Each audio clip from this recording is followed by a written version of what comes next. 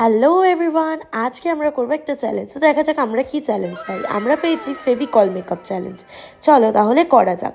এখানে প্রথমেই আমি চুলটাকে সিকিওর করে নিয়ে পুরো মুখে ফেভিকল অ্যাপ্লাই করে নিচ্ছি। আর এই ফেভিকলের গন্ধটা আমার না খুব বাজে লাগছিল, প্রচণ্ড বিচ্ছিরি একটা ভটকা মার্কা গন্ধ বেরোচ্ছিল এটা থেকে।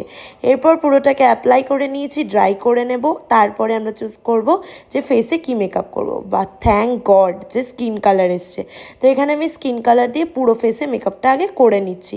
এখানে আমি ফাউন্ডেশন ইউজ করেছি, এরপরে আমি ইউজ করব আইশ্যাডো। আইশ্যাডোর জন্য এলো ব্লু কালার, তো এটাকেই আমি অ্যাপ্লাই করে নিলাম। এরপর কনসিলারের জন্য রেড কালার বেরোলো। এই কনসিলারটা লাগানোর পর আমাকে তো পুরো ভূতের মতো লাগছিল।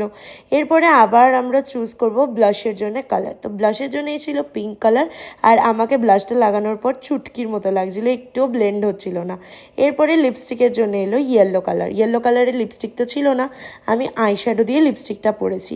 জানিও তোমাদের এই লুকটা কেমন লাগলো। আমি পাস হলাম না ফেল সেটাও কিন্তু কমেন্টে জানাতে একদম ভুলো না। টাটা।